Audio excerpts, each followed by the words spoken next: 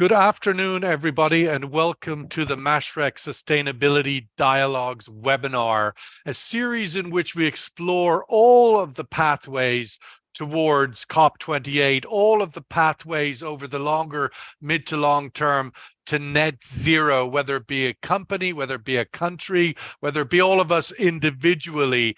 How do we get there?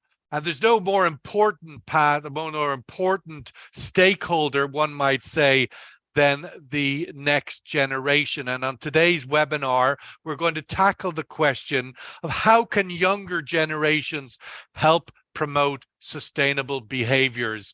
No doubt if we don't have Generation Z, Generation X, Generation Y, baby boomers, the whole lot of us on board the train, we're only as good as our weakest link.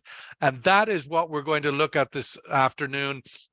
And I'm delighted to be joined by a really robust group of academic leaders across the world, and most notably here in the region. And I'm going to kick off by inviting Asha Alexander, the Principal and Executive Leader for Climate Change at GEMS Education.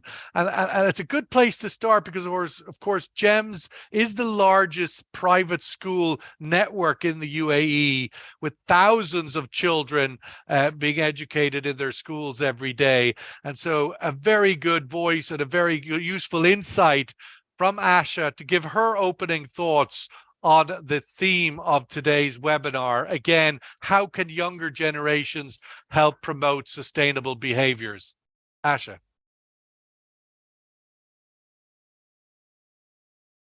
She's on mute. She's on mute. Profound words, but ultimately not for hearing without that mute button removed. Thank you. Sorry. Good afternoon, everyone. I think youth are particularly positioned to add to the narrative of climate change, and it's time we brought them in center stage.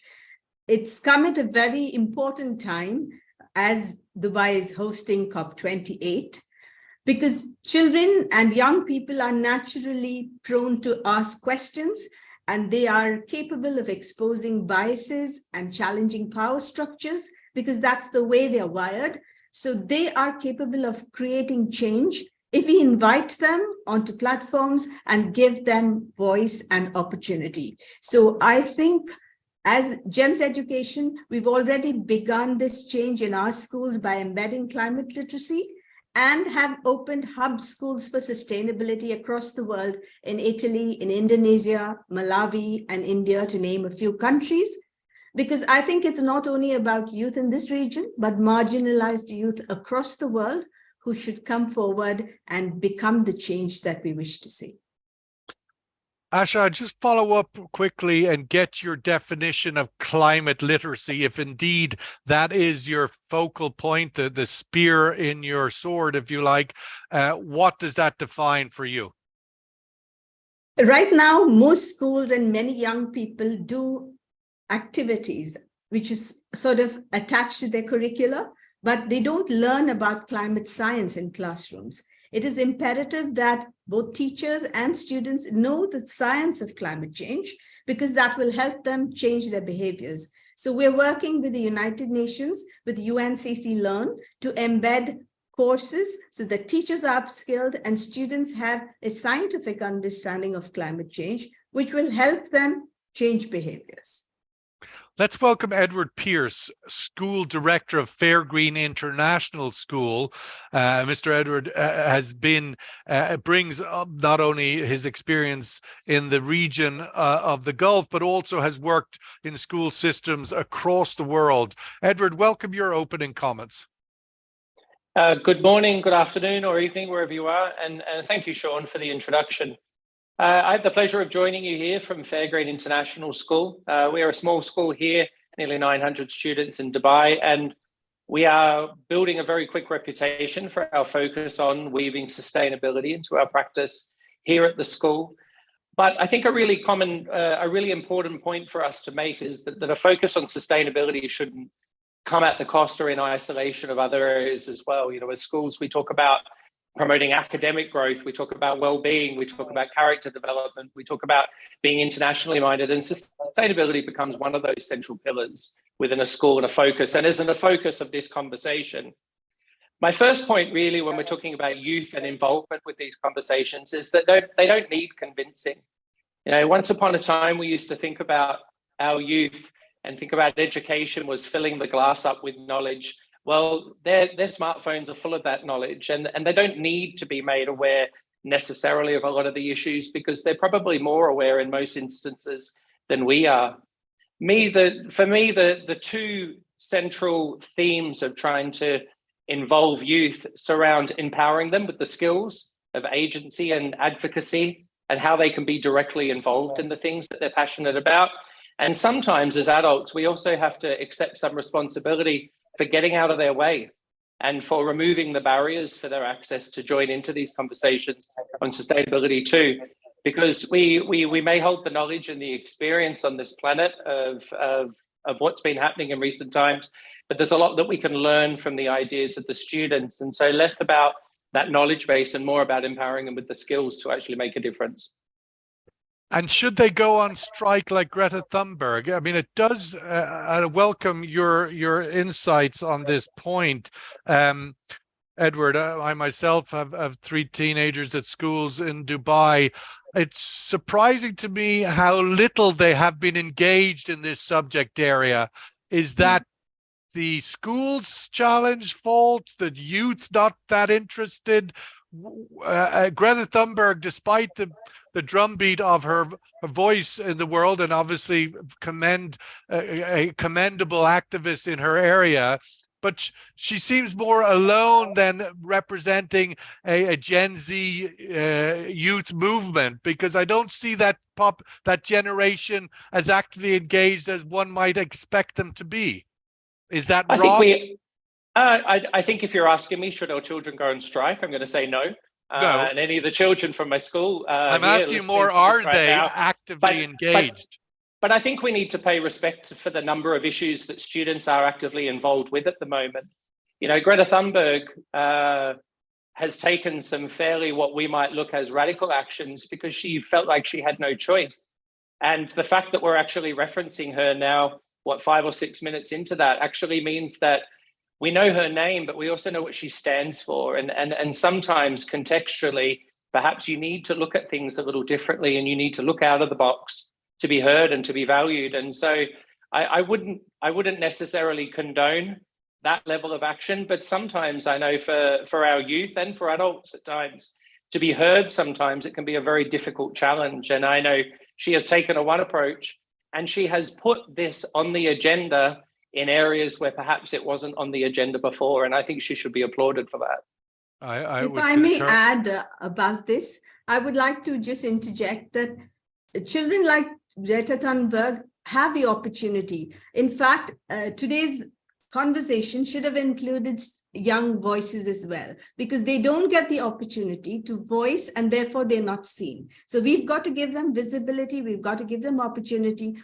It's always adults speaking about youth being engaged in climate action. But if we would invite them to panels such as these, I'm sure they would be able to make an impression and be able to convey their points of view as well. And we certainly hope that you are doing that, and we're looking forward to hearing from you, because that's ultimately your job in a way, not our job. Michael Allen, I welcome your thoughts and join the conversation. Of course, from a university perspective, Provost and Chief Academic Officer at Zayed University in Abu Dhabi, your opening comments on this theme. Thank you, Sean, and thank you to all who have organized this webinar. The topic could not be more timely. We at Zayed University, we receive the products, if you will, of the efforts of many of the other panelists on today's webinar who have nurtured these young people up through their school years.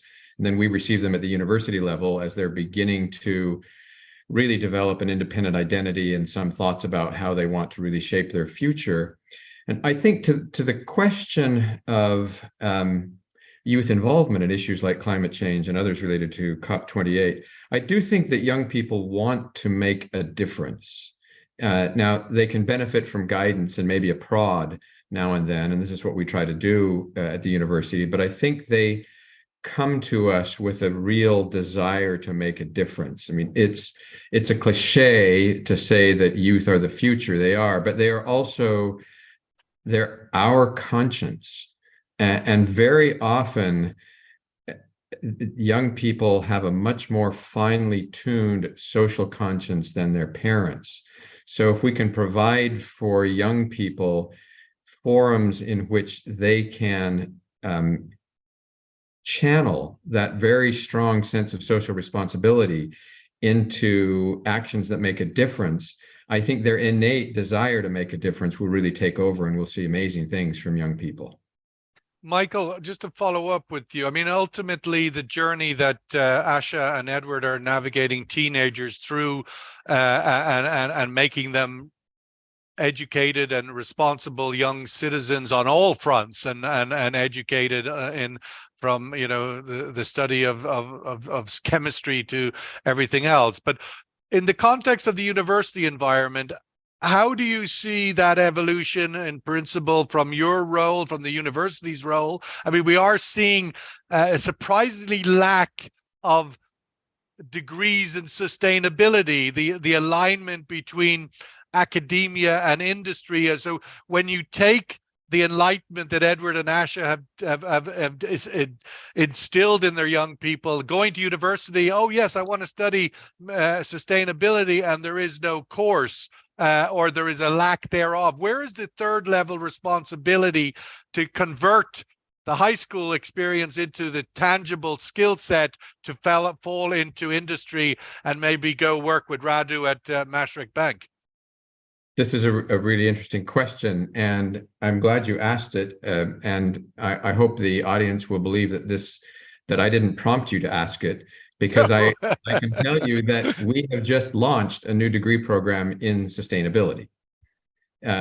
What we have done, we have built it on the core of an existing longstanding program in environmental science, but have added a number of elements to it that take into consideration not only recent developments in our understanding of the dangers facing the globe, but also with a very strong focus on interdisciplinarity, which really defines our whole new curricular direction at Zayed University. Now, why interdisciplinarity? What does that mean? What it means is that the nature of the world and its problems that our students will be facing when they graduate are not disciplinary issues. Sustainability isn't a biological issue. It's not an economic issue. It's not a political issue. It's not an epidemiological issue. It's all of those and more. And we're trying to train. It's an economic issue. It's a bottom line profitability issue. Exactly. I mean, there's almost no area of our individual or social lives or political lives that it doesn't touch. And so we're trying to help students develop mindsets and skill sets that will allow them to explore these complex issues at the borders of the disciplines and bring disciplines together, because that's what it will take to crack a difficult nut like sustainability. So that's what defines our new academic program. It's an effort to follow the lead of both industry and government that are almost begging us to pay more attention to issues of sustainability. So we're doing it. Thank you. Let's welcome Aisha El Sarihi, Research Fellow at the Middle East Institute at the National University of Singapore. Aisha originally from Oman, but currently on assignment in the National University of Singapore.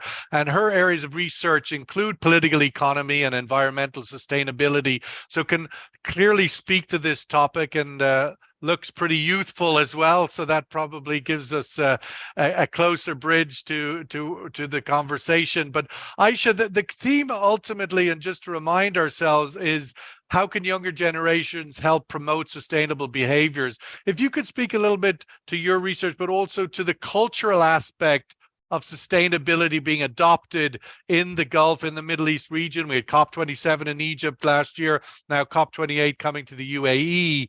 two very significant moments in the region and the cultural affinity to adopt the challenge of the climate challenge. Your thoughts? Well, thank you very much for having me, Sean. And I have the pleasure to join you from Singapore, specifically from the National University of Singapore.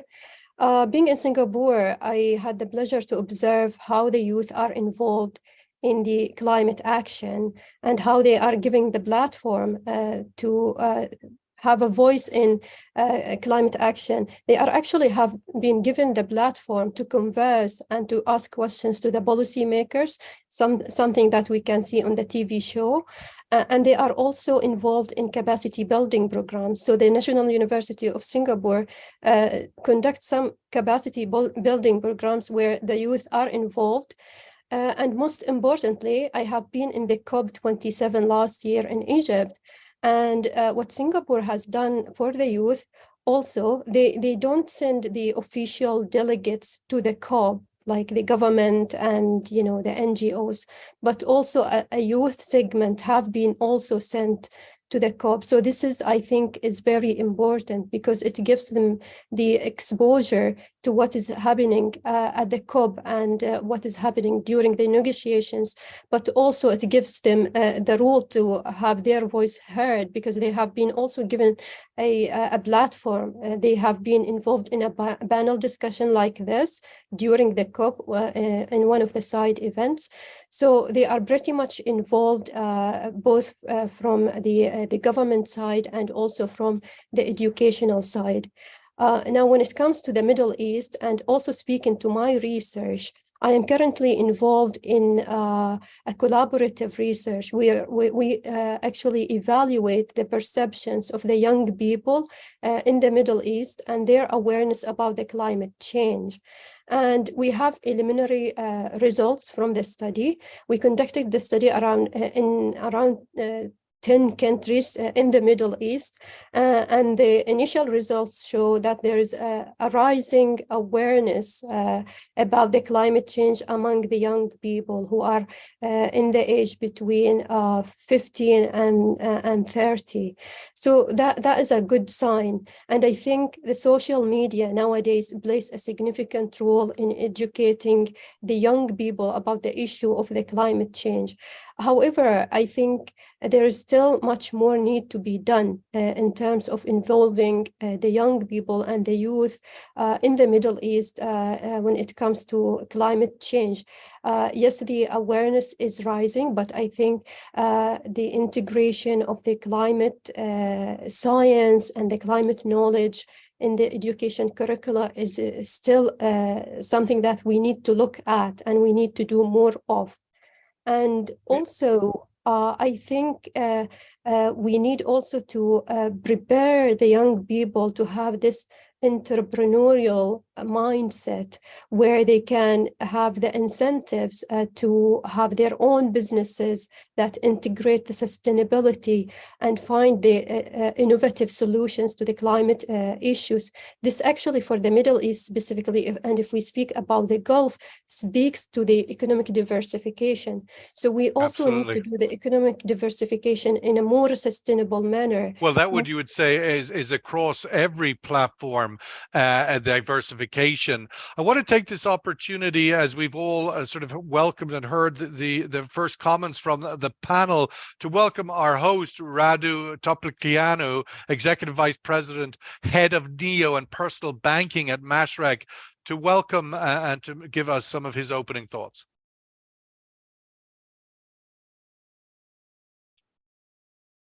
No.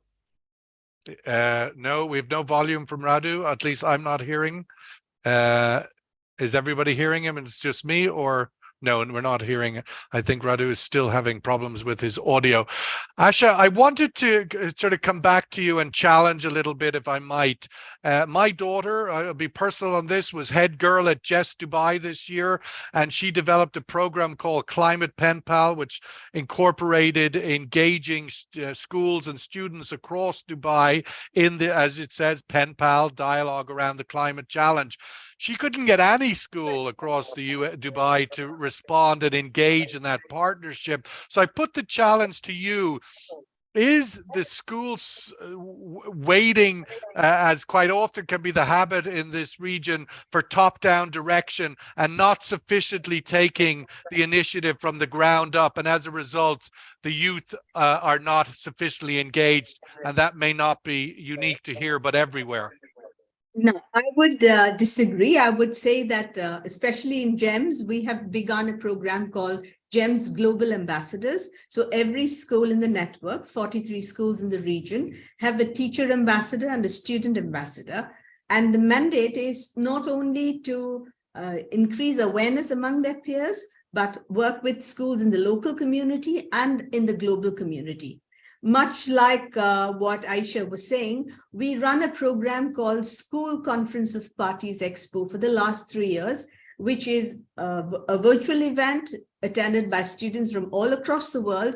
And I have noticed that when given such platforms, students can debate and discuss climate action quite openly. And sometimes I think, having attended COPs, the children are more sincere about wanting to see an outcome.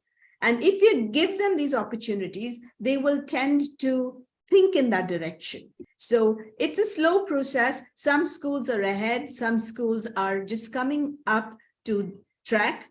We had the Ministry of Climate Change and the Ministry of the Education actually embedding climate literacy. They've just begun this program. So most schools are coming forward to partake in embedding climate literacy in their schools. So it's a responsibility. Some people are ahead of the game. Some people are coming on track. But this is something that has already gathered momentum across the UAE. Edward, I mean, one of the challenges from, and again, there's a clear sense that the young people have a great role to play and a great energy to drive into this space. But ultimately, it's about education for all of us. And education for them, and then the structural end, the institutionalization. You know, I have to do English for my IB, I have to do math, but I don't have to do sustainability. I don't have to do climate knowledge. And I'm wondering, Edward, what is the structural hurdle that we need to overcome, particularly international schools, you would say, where we all follow the British system, the American system, the French system, and so forth, and so are quite confined by our ability to structurally adjust an educational system that's aligned with some other place. And I'm wondering, what are the structural hurdles that we need to in order to interdict and present a real stream of education like history, like English, and put sustainability or climate into that same curriculum if we are confined by following some global model? Thank you. I think the actual answer to your question lies in your question yourself, in that the promotion of a sustainable mindset, the promotion of bringing this to the forefront of the conversation with students is not in it being a bolt-on or an additional subject that is introduced within our schools. It's about weaving it into the fabric of the subjects that are taught. And you talked about geography and history and English and maths and the traditional subjects that are studied in all of our schools. Why not bring in things like the Sustainable Development Goals from the UN? Why not bring in this mindset of exploration and creativity and innovation into those subjects with a focus on climate change, or the reference to you before on what does triple bottom line mean for us to be economically sustainable in the future? What do sustainable practices look like through a study of literature, through the application of mathematics? And it was interesting what our colleague from Zayed University was talking about there. Michael was talking about the introduction of an interdisciplinary unit there with a focus on sustainability at a university level.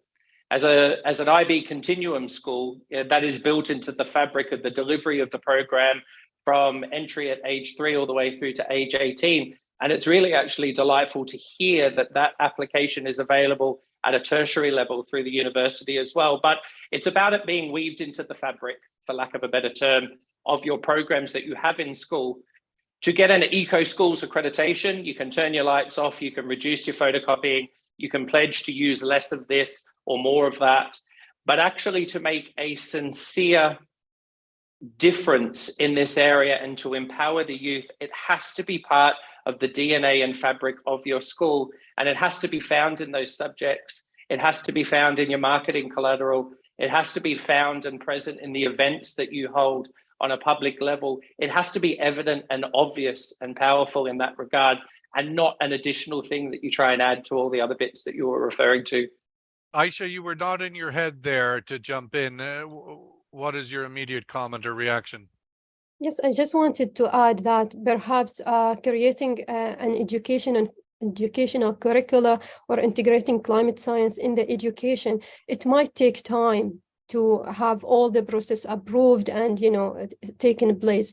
So I think what we can also do in the short run is that there are a lot of universities, especially in the Middle East, like are now doing research on sustainability, on finding climate solutions, and raising awareness about the climate issues.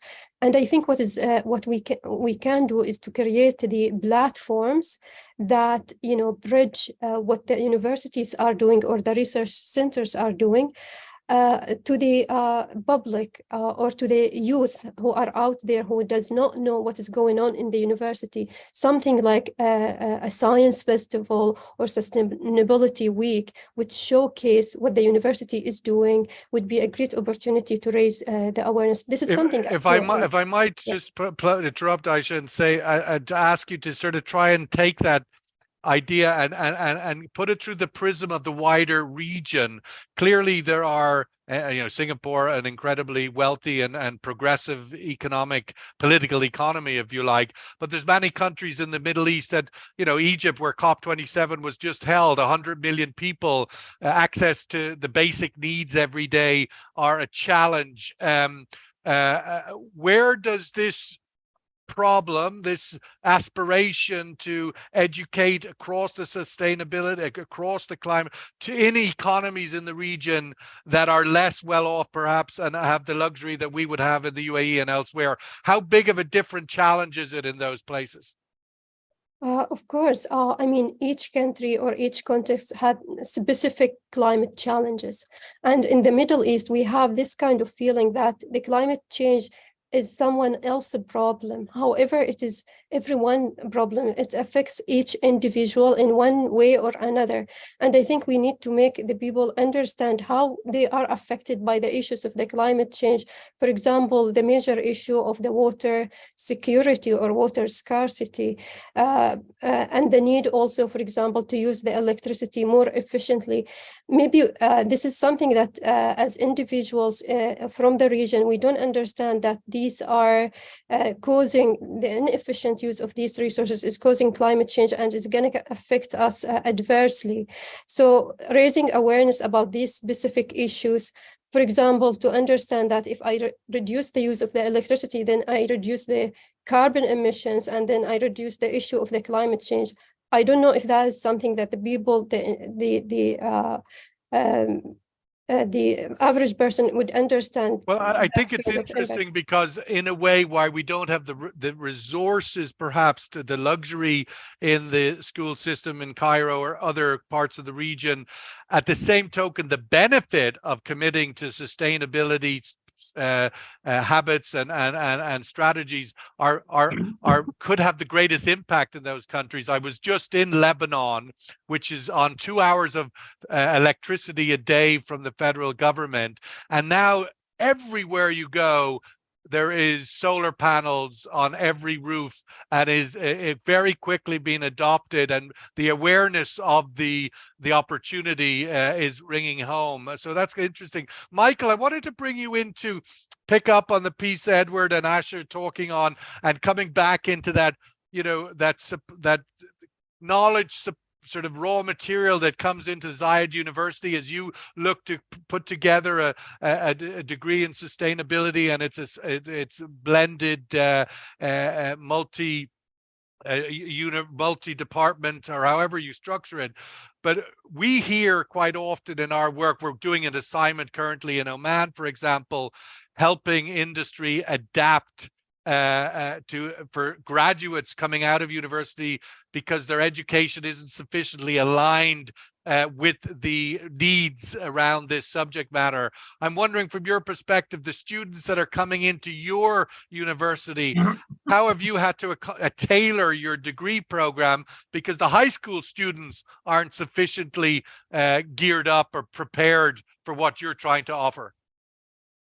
Yeah, this is a very good point. And for our newest program in sustainability, we won't actually know for sure how well aligned this program is to the needs of industry for a couple of years, because we won't graduate our first cohort from this new interdisciplinary program that I talked about and that you referred to. We won't graduate our first cohort for 2 more years. Right. So we'll resume this conversation in a couple of years and I'll tell you more.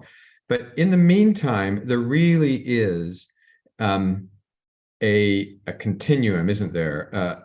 In other words, the more prepared students are coming into the university to think in terms of not only the technical knowledge, but the mindset that supports sustainability, the farther along that path they are, the farther we can take them, because they start at a more advanced level. I mean, we talked early on about Greta from Sweden. You know, she started her school strike when she was 15. And I say this with some sympathy as the father of a son who tried to lead a student strike when he was like 11 or 12. Didn't get as far as Greta. But the point is, even before that, before she burst into the public eye, she had been in her own home with her family trying to reduce carbon footprint and to adopt lifestyle practices that would promote larger sustainability objectives. So ultimately, and this is, I think, where, particularly in this region, governments can continue to play a large part, because they tend to set the agenda in many ways. And as a federal institution, we try to be very much attuned to the government agenda. The more that this is emphasized at the government level and people start to not wait for the schools to teach their kids about sustainability, but start to adopt practices at home, then to that degree, the students will enter every level of their educational journey thinking more about how what they do on a daily basis has an impact on the planet, regardless of what career path they're going to follow. That's what we hope for ultimately. Well, on that point, Asha, we've had very interesting Future of Jobs report done recently, published just last month by the World Economic Forum, and they have identified jobs and sustainability, climate literacy, etc., is near the top opportunity of new jobs. So purely from an economic point of view and from the idea of a careers day, making high school students aware of this incredible economic opportunity must feature into the purpose of the school system. Your thoughts on that, and where governments are getting involved in guiding the school system in that direction? Again, you're on mute, if you would unmute.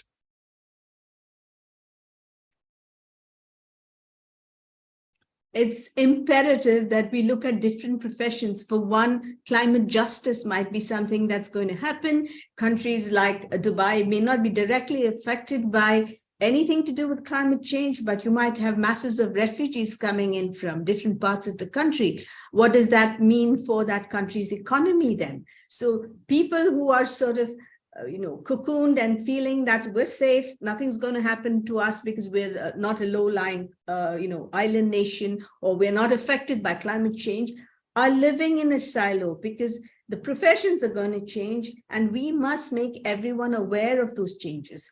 Sustainability roles, the need for textile industry and others to move along to a path of sustainability offers different scope for students. And so the career counseling and the future jobs and which are available is not only just with the education sector, but industry and education should work hand in hand to see how we are going to transform this dialogue. Parents are not aware. They would still be telling their children to attend medical college or, be an architect, but there will be so many professions that come about on account of the climate change that we're facing.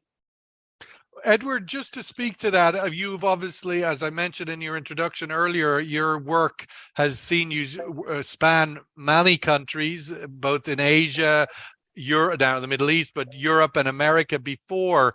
How do we, your learnings or your experience in those geographies compared to here? Are we in alignment? Are we behind the curve? Where's the general sort of arc of progress in your experience globally as compared to here regionally?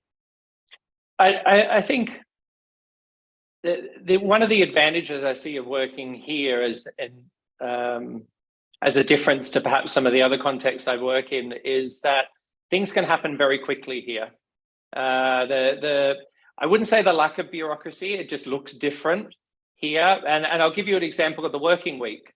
We all came to work December in the last week of a term, and we all went to work Sunday to Thursday, and we were told during that week that when we come back to work the following week, we were now going to work Monday to half day Friday, because it was deemed for many reasons to align with the rest of the world. There was the citing of well-being and family time, etc. And there are all sorts of, I don't want to debate that particular topic right now, but we're in a part of the world where change can happen quickly. And COP28 is providing a very interesting framework for very quick change to be insisted upon in schools.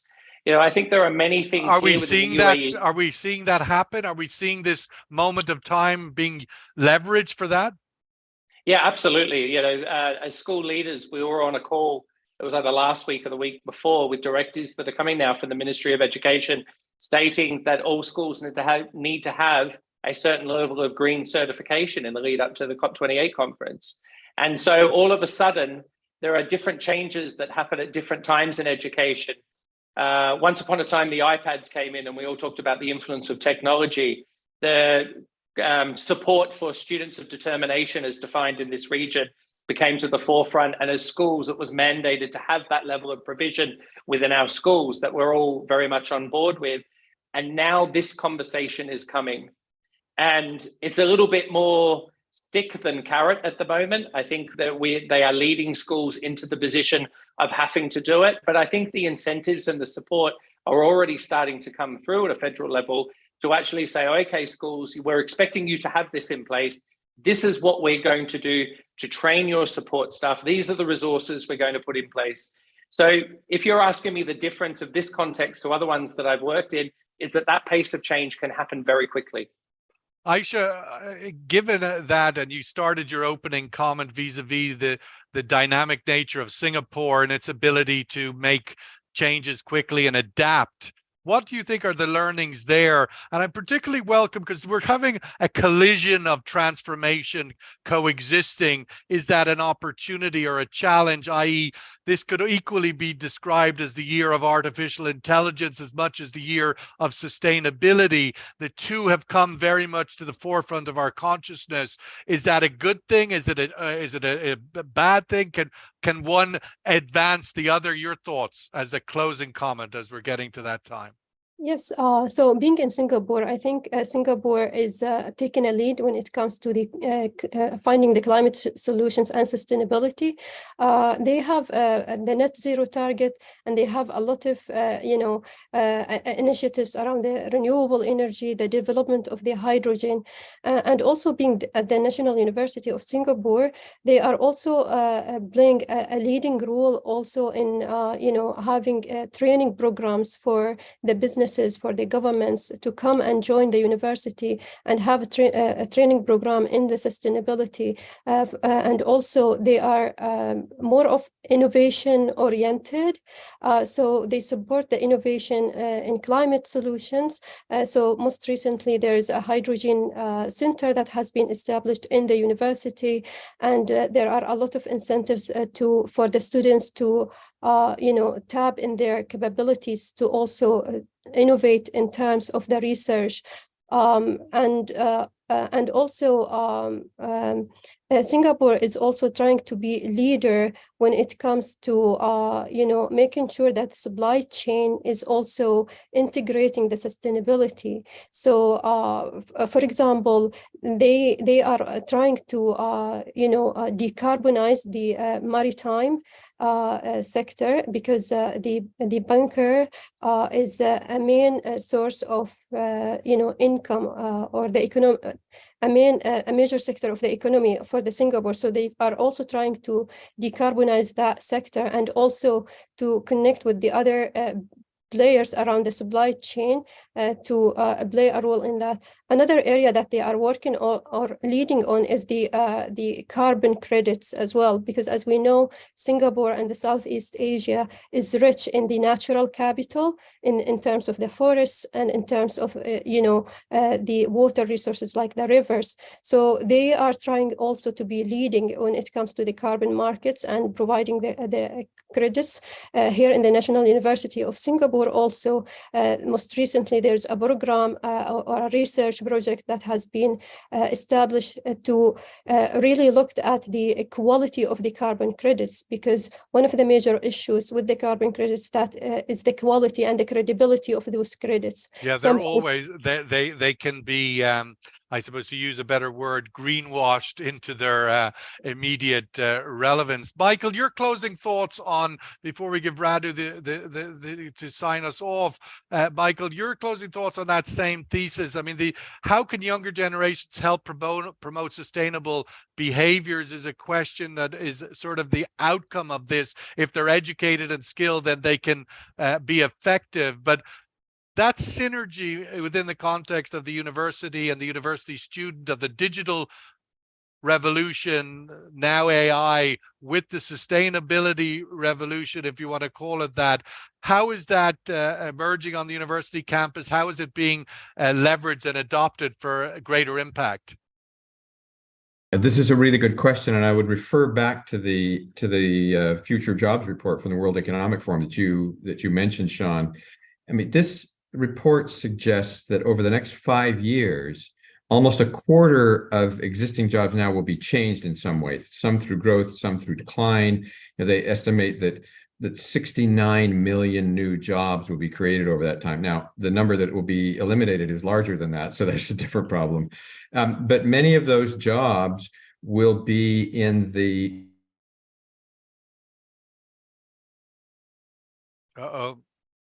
Now, the part of the issue is, of course, that at universities, we design programs to take a student through a 4 to 5 to 6 year educational journey.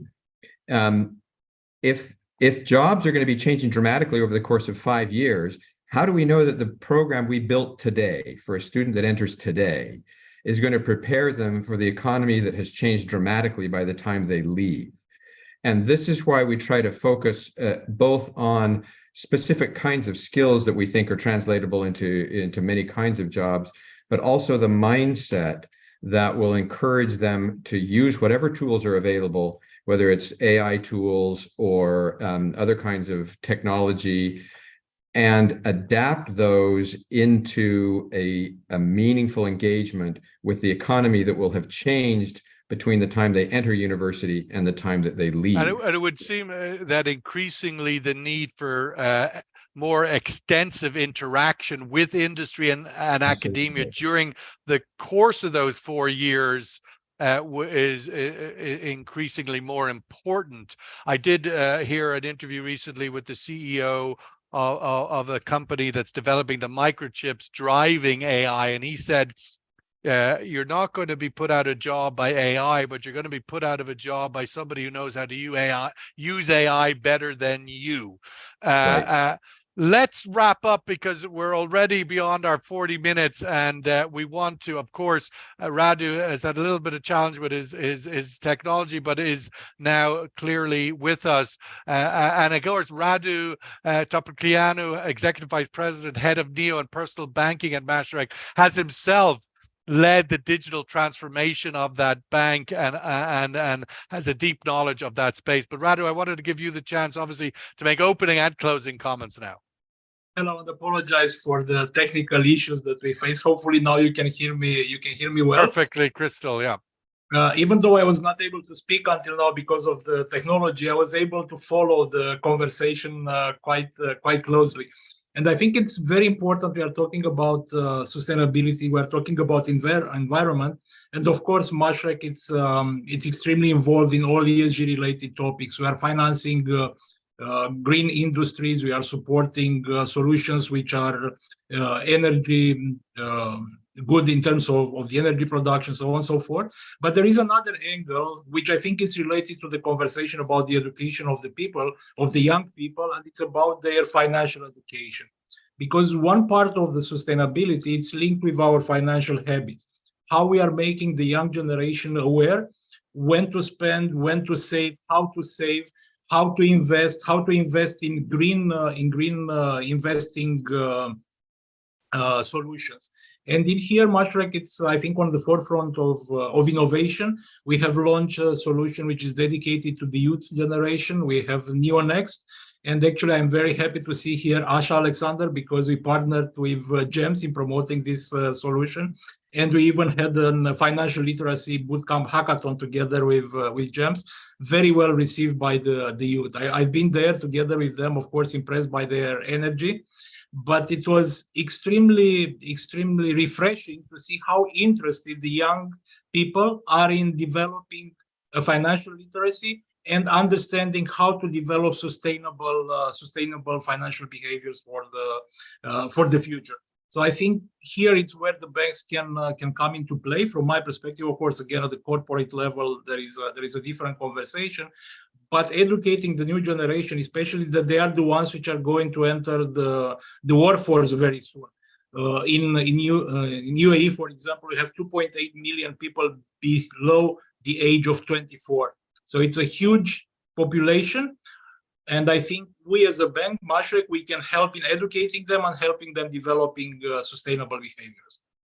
Well, it's certainly, as you say, from the financial literacy point of view, the banking system and Mashreq playing its part. And then we talked a lot about the high school structure and the secondary school, the school system. Obviously, GEMS is right through from primary to secondary in embedding that institutional architecture so that, I had an interview recently with the chief sustainability officer of Aramex courier company, which of course is one of the, I think, the biggest courier, at least the regional courier company. Of course, there are global operators here. But I asked him, because he's been chief sustainability officer for 15 years, is probably the longest CSO in the region, if not the world, in that position, which practically didn't exist in most companies before. But what's interesting, he said to me, they have employees of some multiple thousands of employees, but there's only 3 of them in the sustainability department, because everybody in the company, every employee and their supply chain are treated and expected to be chief sustainability officers. And in that way, it's bedded into the architecture of everyday work and everyday action. And similarly, one would think the same needs to apply to some degree in the educational architecture, that it's part of history, it's part of science, it's just part of everything and not some separate space. We'll have to leave it there. It's absolutely pleasure to have Asha Alexander, Principal and Executive Leader for Climate Change at GEMS Education, Edward Pierce, School Director at Fairgreen International School, Aisha El Sariri, Research Fellow, Middle East Institute at the National University of Singapore, which is an amazing university. I've had the pleasure of doing a few projects there. Michael Allen, Provost and Chief Academic Officer at Zayed University. Really great to see how that university has evolved in recent times with all of the different pieces that have brought together to be a tremendous third level institution. So thank you, Michael, for your time. And of course, our hosts, Radu Topliklianu and Mashreq, for hosting this session of the Mashreq Sustainability Dialogues. How can younger generations help promote sustainable behaviors? Thank you very much. And to the 70 people who joined us, thank you for spending this hour with us. All the best.